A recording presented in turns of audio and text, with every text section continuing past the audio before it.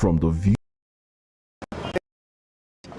hunger to the blaring horns of a hustling city, the loudest voices of the common man got a medium to be heard. this particular administration, they were coming unprepared. It's not a bad thing to renovate the president. Unbiased reportage of news, sports, business, entertainment, and cultural documentaries. Voice of the People 90.3 FM became a symbol for 21st century media. And now, a new baby is born. Voice of the People Television, VOP TV, youthful, full of vigor and penchant for excellence in the continent's media space, exposing the wrongs, applauding the right, yeah or favor, through factual and accurate stories and contents. Corruption kills three things and makes a society. Representing the interests of the people and giving them a voice. Voice of the People TV is here to stay towards building a fair society. VOP TV, Voice of the People Television, truly a voice for the people.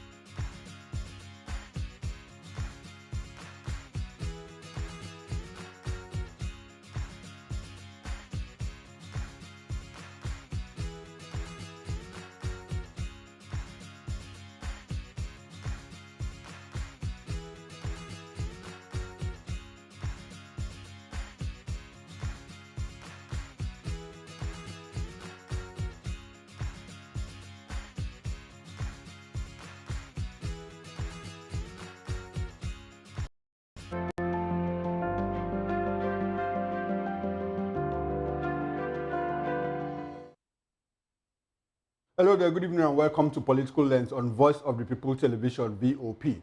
We are broadcasting on Metro SLTV channel 202. I am Chukuma Okoro, and today we'll look at the split in the Labour Party and the emergence of three factions in the party, with both Julius Abure, Lamidi Apapa, and Nadi Usman claiming leadership and headship of the party. Oh well, we are joined by two gentlemen who will help us make sense of these developments. First, we have Comrade Obalo Okeli. Comrade Okeli is the chairman of the Labour Party in Edo State. Good evening, Comrade, and thanks for coming to Political Lens on VOP TV. Good evening, my brother. Thank you for having me. Good to have you. Good to have you. We also have Barrister Anthony Osas Osula. He's a legal practitioner and a public affairs analyst, as well as a human rights lawyer. Good evening, Barrister Osula, and thanks for coming to Political Lens on VOP TV. Good evening, Mr. Chukuma. Thank you very much for having me in your All right, good to see you once again. How have you been? I've been good. Beautiful, beautiful. How have you been doing? All right, good evening, gentlemen, and good to have you on Political Lens. Now, let's get right into the show. The Labour Party leadership crisis took a new dimension as one of the party leaders, Lamidi Apapa, took over the party's leadership following the Supreme Court judgment, sacking Julius Abure as the party's national chairman. In its recent judgment, the five-member panel of the Supreme Court set aside the decision of the Court of Appeal in Abuja, which had recognized Abure as the party's national chairman. Well, following the Supreme Court judgment, Peter Obi and Alex Oti and submitted the certified true copy of the Supreme Court judgment and went ahead to conduct a national executive committee meeting of the party. Meanwhile, Julius Abure insists that he is still the chairman of the party. But on Wednesday, Apapa declared himself the leader of the party at a press conference, citing the Apex Court's recent judgment as his reason for taking over. Apapa said all the court's pronouncement had nullified all and since April 2023. Well, in a statement signed by Deputy National Chairman NLC Mr. Ladi Ilia, Deputy National Chairman TUC Dr. Ayo Olorunfemi, and National Secretary Alhaji Omar Advisor Barrister Oyelekon Akinbade, National Publicity Secretary National Treasurer Mrs. Oluchi Opara, Apapa said the party's National Working Committee, as of 2022, will meet next Monday, that's the 14th of April 2025. The statement read, following the dismissal of the cross appeal filed by the ousted former National Chairman Barrister Julius Abure, also by the Supreme Court on the 4th of April 2025, what this means is that all actions and decisions taken by Julius Abure since the 4th of April 2023 are null and void. Well, judgments that recognize the leadership of Julius Abure as national chairman.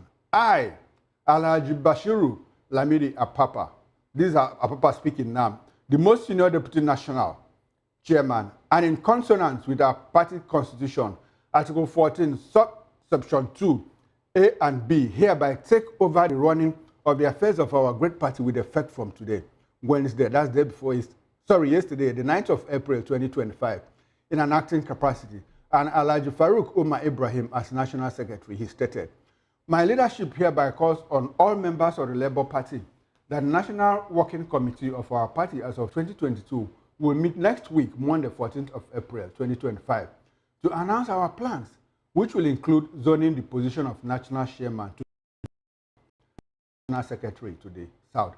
Apapa vowed that his leadership will take proactive steps to resuscitate the party's moribund board of trustees and make it functional. Comrade Obaloy, you heard everything. Now let me start with you, comrade. What's going on in your party, and who is exactly the national chairman of the party as at this moment? Hello, comrade, can you hear me? Comrade Obaloy, can you hear me? Okay, unfortunately, we have lost our connection with Comrade Obaloy Kelly. So let's bring in Barrister Osula into this conversation so that he'll give us a perspective, you know, to the imbroglio that is rocking the Labour Party. Barrister Osula, as a lawyer, can you give us a clear interpretation of the Supreme Court judgment? Did it sack Abure? Did it vacate the judgment of the Appeal Court, which upheld his chairmanship, and later said that the judiciary has no place in determining the leadership of a political party since it is an internal affair of the party. That is what clearly the Supreme Court said. Does it look like there is some form of contradiction that the Supreme Court says, well, there is no judicial place to decide who heads a political party because it's their internal affairs. And at the same time, the Supreme Court says, well, Abure, you are no longer the national chairman of Labour Party. Can you help us understand what looks like some form of contravention, in a contradiction in the eyes of a layman? Thank you, Mr. Chukuma. There was actually no contradiction in the judgment. Okay. I think I have listened carefully to, the various arguments canvassed by the warring factions, and it appears one or two persons are not getting it correctly. First of all, the Supreme Court decision did not expressly sack Mr. Abure as the national chairman of the Labour Party. Really? But yes, the Supreme Court said that his tenure had expired. Yes, let me explain that to you. Okay. What the Supreme Court stated in its judgment that it is the courts of law had no jurisdiction to even entertain the matter filed, by the Abure faction, seeking a relief that the court should make a declaratory relief that the court should declare that he is the duly elected or subsisting national chairman of the Labour Party. You will recall if that matter was before the Federal High Court, and the Federal High Court agreed with him and said he was the national chairman. Okay. And that judgment. But when it got to the Supreme Court said both courts had no jurisdiction in the very first place because any political parties, no matter how brilliant or intelligent the proceedings was conducted, it amounts to a nullity. So what the Supreme Court simply said is that we don't have jurisdiction to determine the matter. But however, the tenure of office has elapsed. So I think by implication, even if the Supreme Court said they had no jurisdiction, they still went ahead to still make some sort of auxiliary insights as to the situation on ground. Okay, I'm sorry to butt in at this moment, Barrister, because that is the clear issue in contention now. Because some people have latched onto the fact that, look, Supreme Court, you cannot probate and reprobate at the same time. You said that there is no judicial place, in determining who is the headship, who is an internal affair of the political party. Yet you went ahead to deliver judgment, a ruling, to vacate the order, the judgment of the Court of Appeal. So that is the kind of conundrum that people are trying to let legal minds like you unravel for us. Yes, I think you got it correctly there, and I think the Supreme Court, shot itself in its foot with all due respect to the learned justices of the Supreme Court. Because when a court reach a finding that I have no jurisdiction in respect of this matter, that means you don't make any pronouncement on the merits of the matter. But what we witnessed was after saying we are devoid of jurisdiction, they still went ahead to say, oh, Mr. Abure, your tenure of office has elapsed. So that's why I said by implication, they sort of made like a way forward or gave an insight to the controversies surrounding the Labour Party that the tenure of office of Mr. Abure has elapsed. I think going forward, what Mr. Abure should see now is to submit himself to the National Convention, where there's going to be a fresh re-election of the national leaders. But they has also canvassed from his own camp that there was a convention done somewhere in Unewe sometime in March 2024 that re-elected him as the national chairman of the party. So by that implication, what he's trying to say is that he's trying to bypass that pronouncement of the Supreme Court stating that his tenure of office has already elapsed. Okay. You understand? Yes. He's trying to say, oh, even if it has elapsed, there was another convention sometime in March 2024 that re-elected me. So I'm standing, by that re-election. So that itself is a new course of action that was not decided by the Supreme Court. Okay. All right. Thank you very much, Barrister Ursula. Please do stay on because I'll come back to you. We have re-established connection with the chairman of the Labour Party in Edo State, Comrade Obaloy Kelly. Good evening once again, Comrade Kelly, and good to have you on Political Lens.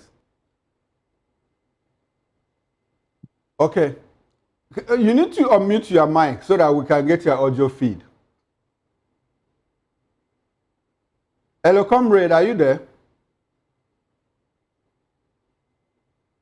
Okay, we seem to be having a technical glitch. So, Barrister Ursula, let me stay with you. Let me stay with you. Like, okay, in all that you have said, in the eyes of the law now, you know, who should INEC, in your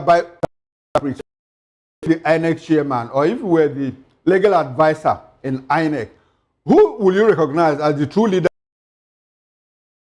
Because, I mean, the ruling which has vacated the appeal court judgment was filed by Nenadi Usman, who, by the way, is the leader of the caretaker committee set up by the national chairman of the Labour Party. But now that the Supreme Court has said, look, it is the internal affairs of the party and vacated the judgment of both the High Court and the Appeal Court, in your eye as a lawyer, who, like I said, if I want to put you on the spot, let's say you are INEC chairman, who will you recognize as the leader of the Labour Party at this moment? Because we have three claimants now. We have Lamidi Apapa, who says everything that Abure did prior to 2022 April has been declared null and void by the Supreme Court judgment.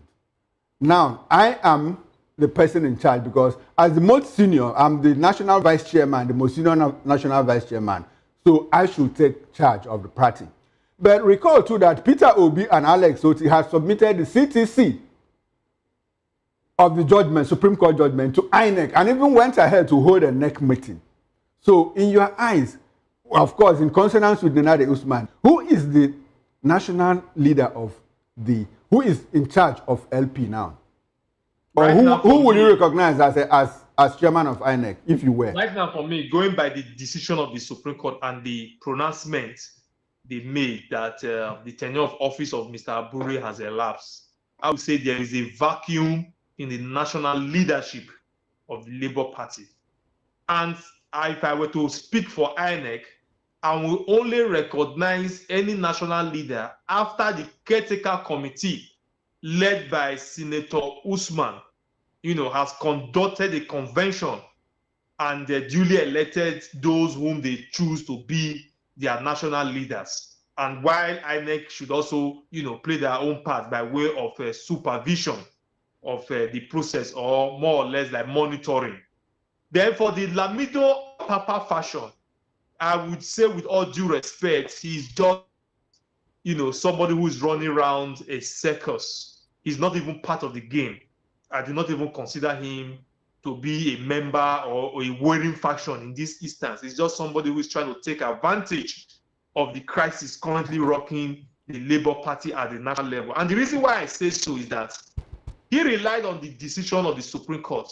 With respect to him, it is not to my knowledge that he was a named party, in respect of the matter that transited from the Federal High Court to the Court of Appeal and there to the Supreme Court. So he will not be seen to take advantage, of a decision of a court wherein he was not a party.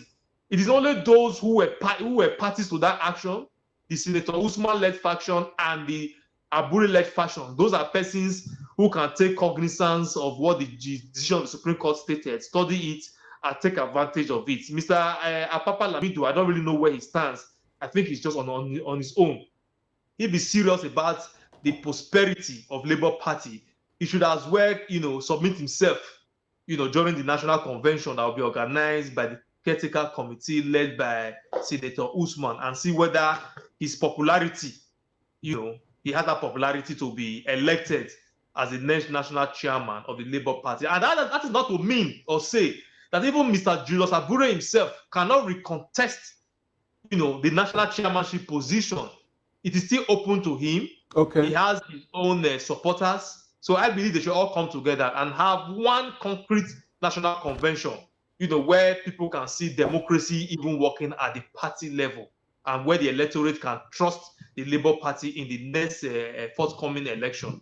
So that is my advice for them. So in the eyes of INEC, to be INEC, I will recognize the Senator Usman-led caretaker committee, irrespective of the fact that the court said it had no jurisdiction. But the cross appeal also filed by Mr. Julius Abure, stating that he wants to be the national chairman or should make a declaration as the national chairman, was however dismissed, by the Supreme Court. And the Supreme Court, made sort of like an obiter dictum that, speak to the issue that his tenure has expired. So what that means by implication is that all parties go back to the drawing board, reorganize yourself, and come out, with a concrete plan for election. All right. Thank you very much, Barrister Osula, for this legal perspective you brought into this discussion. Now, let's get into the politics of it all. A lot of people, felt that the Supreme Court judgment had resolved the crisis, the internal crisis within the Labour Party. But it looks as if it merely exacerbated it. Is there any hope for resolution of the crisis in the Labour Party? I mean, if you factor everything that is going on now, we have more like the Labour Party has 3 national chairmen now.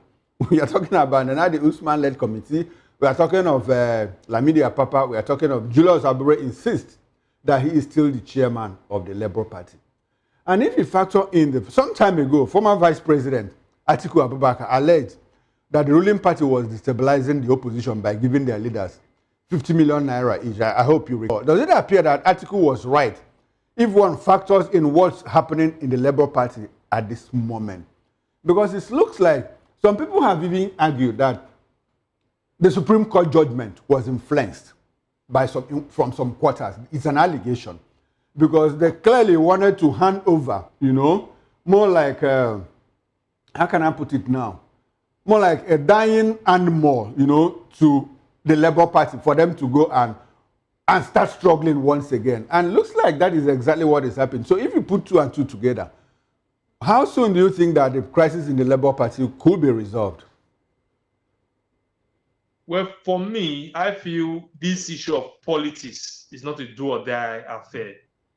If members of your party, emotionally a former presidential candidate of the party that was able to give the party 6 million votes is not in the good books, and even a sitting governor, a sitting Labour Party, the person of Mr. Alex Oti of Abia State, of the view, let's have a new convention. I think it would be in the best interest if Mr. Abure, with respect to him, has the interest of of his party at heart.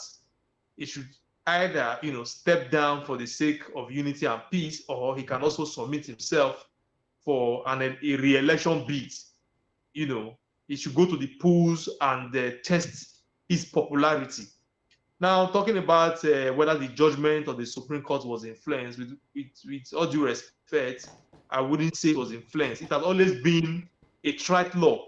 It has been reiterated in several judicial decisions that the business of political parties are not such that can be ironed out before the court of law, or where the court of law can make concrete determination. And the Supreme Court simply did was a mere reiteration of that principle of law. And for Mr. Atiku, for the insinuation he has given that it's a very strong possibility that the ruling All Progressive Congress, APC, would actually have a hand in this political crisis. Yes, it is true, because in Nigeria we have seen all sorts of political machinery and Machiavellian style, orchestrated by the high-ranking political elites in this country. And the Labour Party was a formidable opposition to the ruling party in the last general presidential election. It will be in the best interest that if the ruling party is to maintain a grip at the national level, they will see to it that there is crisis rocking the Labour Party, so that they will not have the strength to be able to withstand them in the next general election. And that speaks a volume to the peace and unity I earlier canvassed when I said Mr. Abure for the peace and unity, because the whole essence of this political party is trying to use it as a vehicle in and bringing out a candidate who can win election in the next polls and take Nigeria to the next level. So if you are really interested in Nigeria and seeing the development, it shouldn't be about a personal warfare or a personal battle for you as the national chairman. What will it benefit a man if you are the national chairman and you are unable to produce a candidate that's able to win the next election at the polls? You see, that is when some people consider what you have said now. That is what clearly fuels the speculation that, look, It's like there's the voice of Jacob by the hand of Esau in everything that is happening in the Labour Party. Now, the NLC, you the point, NLC, that's the Nigerian Labour Congress, is the real owner of the party, of the Labour Party. And NLC has come out to say, look, perish the thought of any coalition with any other political party. You know, even a faction of the party led by Peter B's faction, Tanko Yunusa has clearly denied any form of coalition. Now, how do you think that a coalition would... okay, before we get into all of that, you are aware that the NLC has said that they will repossess all the Labour Party offices nationwide. The crisis now. So more like NLC has stepped into the fray and they say they want to take possession of the Labour Party. The problem. So if you consider all of that, do you think that the Labour Party, even if the crisis is resolved, will want to get into a coalition with an Atiku Abubakar and El-Rufai that, you know, who have been in government, moving APC to have not been with SDP? Do you think that Labour will want to be part of that coalition under the watch of NLC, the current NLC leadership?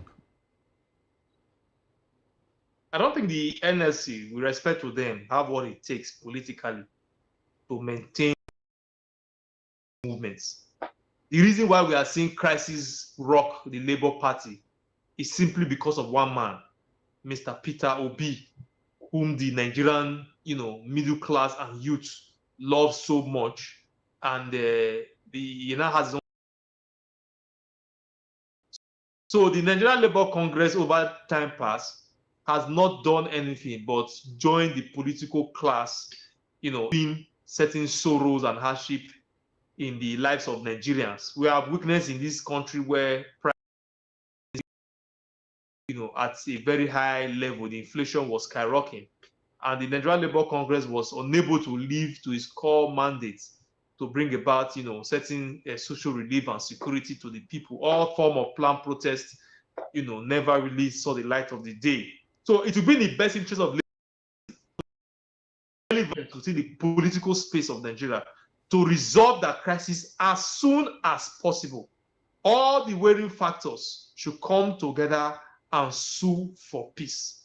In terms of the coalition, come to even on a few, or I'm of the opinion that it might not see the light of the day, mostly when the big wigs moving and driving this coalition all want to contest the 2027 presidential election, and that will be the problem. One person has to step down for the other. So there is a question of whether Mr. Atiku is going to step down for Mr. Obi to lead the ticket, or whether El-Rufai would insist that he wants to be a running mate to Mr. Peter Obi, because within the political fair, we know this is the time of the Southern Atiku will go into a agreement with Mr. Peter Obi that if he supports him in the next election and assists him to win the core northern votes, he will serve only one tenure of office, and, you know, more or less like support him in his own bid to become the president of Nigeria when the baton supposedly will shift to the northern Nigeria. And those are issues. Okay. And I don't think Mr. Atiku is someone who would want to step down in any of his election bid. He is a perpetual loser at the polls, you know, but he still wants to recontest for reasons best known to him. He feels he has the magic wand to turn the ship around. After all, he came out second over Mr. Peter Obi, so he will feel he has a better chance of winning the election. But, you know, as the days goes by, you know, activities will begin to turn, and we might not be able to predict the entire outcome. But from what I can see now, I do not really see that coalition, you know, really bearing fruit in the next election, simply as a result of the fact that all the big wigs, you know, want to have, you know, a big slice. I want to be in the front seat. Nobody wants to step down for the other. Okay, Barrister, thank you for this legal perspective you brought in. This political perspective. Now, let's look at the coalition itself. I cannot see the APC. Let's look at the coalition itself. Do you think that Nigerians will give these people any chance. People like Nasir El-Rufai, people like Atiku Abubakar, you know, who've been there and they want to come back again. I mean, they were part of the PDP, they were part of the APC. And like, there's something that you said that is quite instructive. The fact that, look, there might eventually, maybe, want the presidency, the presidential ticket of any coalition to remain in the South. So that by the time the South is done 8 years, having taken away power from Bola Ahmed Tinubu from the Southwest, permutations, and it will now be the turn of the North. By then, Atiku will be nearing 90 years. So is it the probability of an El-Rufai serving as running mate to P2B so that by 2031, an El-Rufai will now emerge as the candidate of the coalition, probably with another person, maybe from the Southwest or South-South.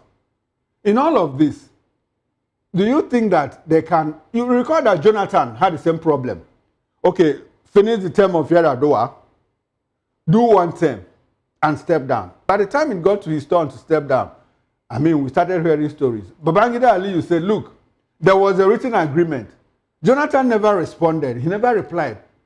Babangida Aliyu never produced any document lending credence to the fact that there was an agreement, gentleman agreement, written or unwritten, between the North and the South that, look, Jonathan will do take term. Are we going to see a replay of that scenario? And what does that hold for Nigerian politics going forward?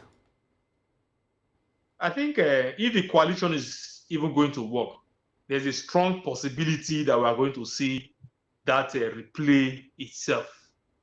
I'm sure they are likely to tell Mr. Peter Obi that if you are going to win this election, you are actually going to need our support. And that is actually true. Because judging by the last general election, Mr. Peter Obi won massively in the Southeast and, you know, some few states in the South-South. Edo State and Delta State, he won overwhelmingly. And also he won Lagos. And he was unable to get the desired votes in the North that could, you know, make him emerge as the winner. And these two political whigs who are coming together to form a coalition, if you study very well the last election, Mr. Atiku contested with President Muhammad Buhari in 2019, and the 2023 election, you could see that he held sway in the far north, especially in the, you know, northeast, Yola and other core, you know, northern states. And whether you like it or not, the northerners will always want to pair with their fellow northerners. You will need a northerner to hold your hands. You will need a Peter Obi will need a Atiku to hold his hands and take him around those states he won in the last general election and said, I'm endorsing him. So if you like me, vote for Mr. Peter Obi. That's the only way Mr. Peter Obi might be able to get that desired vote. And also, there is also another breaker in any election, the votes from Kaduna and Kano.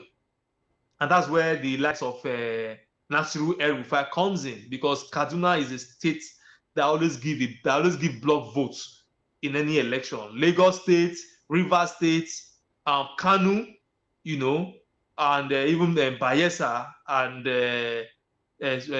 Katsina too. This one another state that gives blocks votes. So he needs those northern votes if at all he's ever serious, you know, sitting President Bola Ahmed Tinubu right now. So we need that coalition. So there's very strong possibility it might come to an agreement or a term with them. But okay, fine. Let me do 1 year tenure, you know, repair relinquish power to you people during the time of the North. But whether he was going to accede to that agreement, assuming he wins based on that coalition, will be something we would not know at this moment. Because it's curious to understand how somebody can make impact in just 4 years. Well, a lot of people have said, look, the right political will, you can actually make impact. 2 to 4 years, that is first step. Anyway, thank you very much, Barrister Ursula. Let's move away from the Labour Party and go to Rivers State, where the sole administrator, Vice Admiral Ibok Ete-Ibas, retired, appointed by President Bola Ahmed Tinubu as the sole administrator when he declared state of emergency. Last week, he mooted the idea of appointing sole administrators, for Rivers local government. And people went to court. A certain group went to court and said, no, you don't have the right to do that. And the court issued an order restraining him from appointing sole administrators for Rivers local. On Tuesday, the man rolled out a list of council chairmen, caretaker members, caretaker, chairmen for local councils in Rivers State, and said that they should resume with immediate effect. As we speak now, they have already started work. Does that amount to a violation of the fact that, look, it's more like there's a martial law in Rivers State because we have a sole administrator who has a military background, the constitution has been suspended, legislature suspended, executive suspended, commissioners sacked, appointees sacked, and all of that. So is he open to obeying court orders in Rivers State? Let's understand all of that from a legal angle. The sole administrator of Rivers State appoints local chairman is a clear aberration of the Constitution of the Federal Republic of Nigeria. Sorry. Constitution that is in suspension in Rivers State because as we speak, there's a martial law in Rivers State. We have 10,000 soldiers in a peacetime sent to a state. Several provisions, sacrosanct provision of the Constitution, Section 1, Subsection 1, he has breached Section 2, Subsection 3 of the 1999 Constitution, as well as the sacrosanct position of Section 7, Subsection 1, that has even received judicial interpretation and blessing by the Supreme Court in a very recent decision of the Attorney General of the Federation and the Attorney General of Abia State and 35 others. Okay. Before I go dissecting, the legal implication, let us even look at what the Constitution even says on this issue. Section 1 of the Constitution is very express and clear that the Constitution of the Federal Republic of Nigeria, it's a binding authority on every government officials in this country and must be obeyed. Section 2 goes further to say that no parts of Nigeria shall be governed by any person except by the express provision of the Constitution.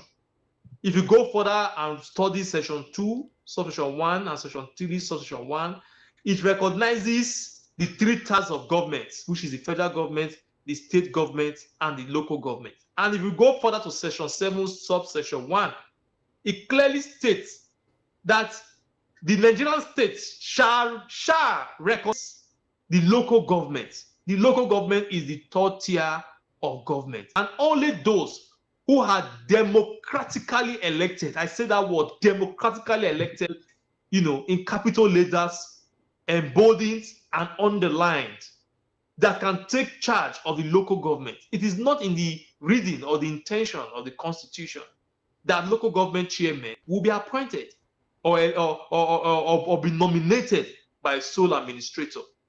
This is even coming in the heels, wherein the federal government sometime last year approached the Supreme Court 7 Subsection 1 of the 1999 Constitution together with Section 162 as regards the financial autonomy of the local government.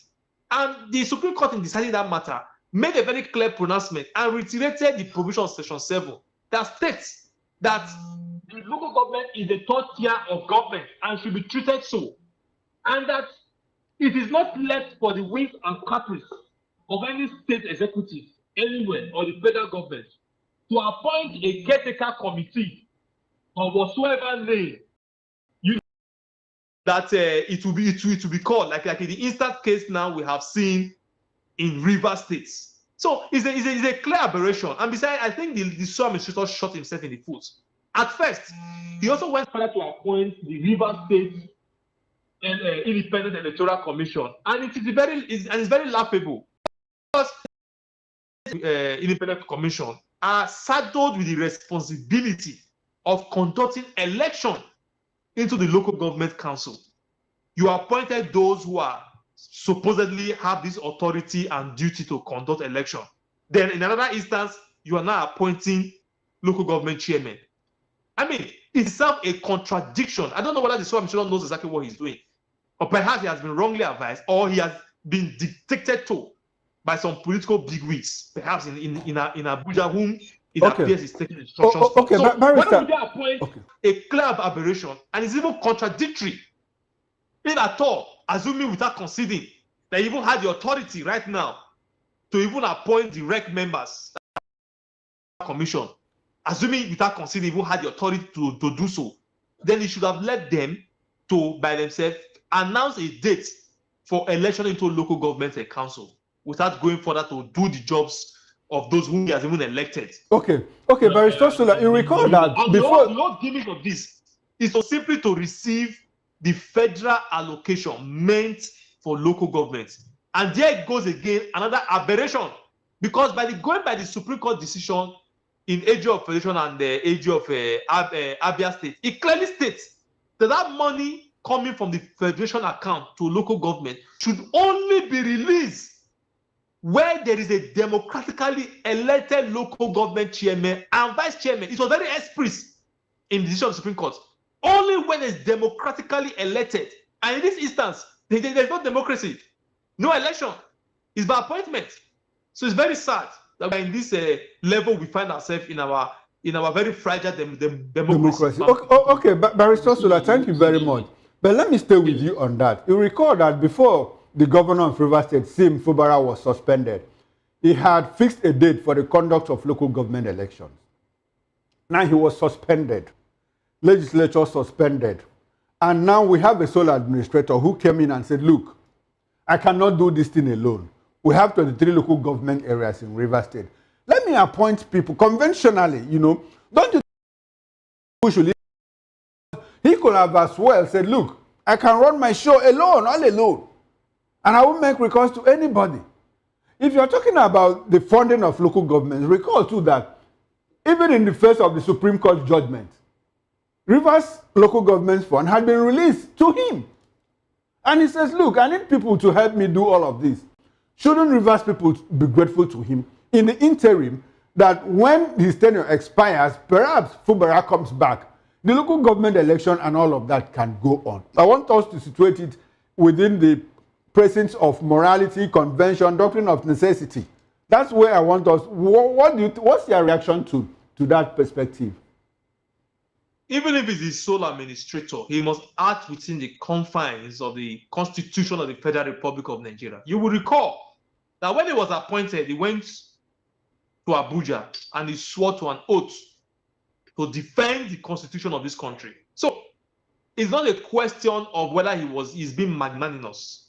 It's not the question, because the funds of Rivers State do not belong to him. It belongs to the people. And also, whatever action he takes must be done within the confines of the law. It's not to act within his whims and caprice.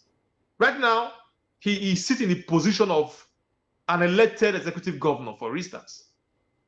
So, it is like I earlier said, his actions are even contradictory and suspect.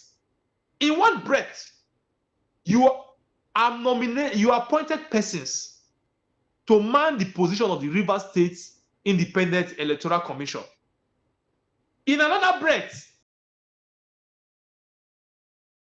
so which one are we to take?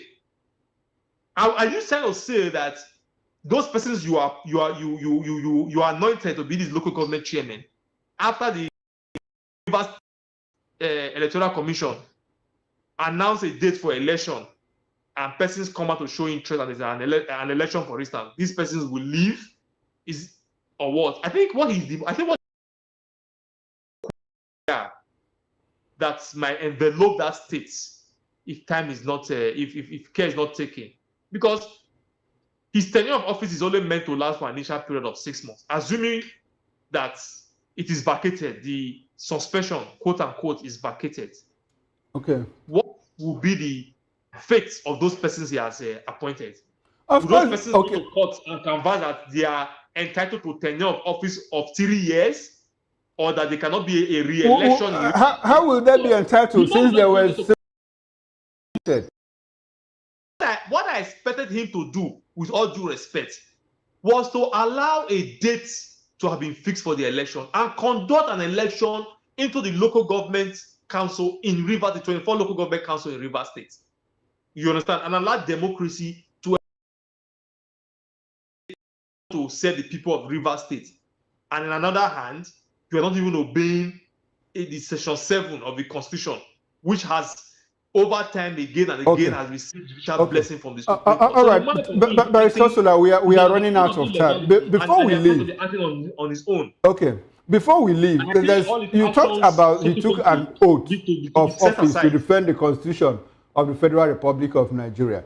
Talking about the oath, you recall, I think on top of my head, there was a certain United States president who, for the sake of legitimacy, was sworn in twice. Was it either Bush II or Obama? Because at the proper swearing in, they missed out something. So they had to go back and swear him in privately. Now, in this case of the River State Sole Administrator, he was sworn in even before the National Assembly ratified the state of emergency. What do you see? Does it have legitimacy issues? A question of legitimacy. Sorry, I didn't get your question. Does it have a what? Legitimacy. Does it bring up an issue of legitimacy? He was sworn in before the National Assembly, which by law was supposed to have ratified the declaration of the state of emergency, even before the president swore him in. But he was sworn in before the National Assembly. Does it bring up an issue of legitimacy? Yes, if I'm going to get your question correctly, I think it has raised the issue of this legality of the status. Because before, it's like you're trying to put something on nothing and you expect it to stand. Because before you can't properly assume that position as the sole administrator, if we are to, even agree that what Mr. President did was correct, it should have been properly sworn in after the ratification by the National Assembly. So, but what actually ended was, it appears to me that there was a jumping of the gun. Okay. And it does not entail well for our democracy. All right then. All right. Unfortunately, Barrister Ursula, that is where we have to wrap up this conversation. Thank you very much. Thanks to you, Barrister Osaz Ursula, a political affairs commentator as well as a human rights activist. Good to have you.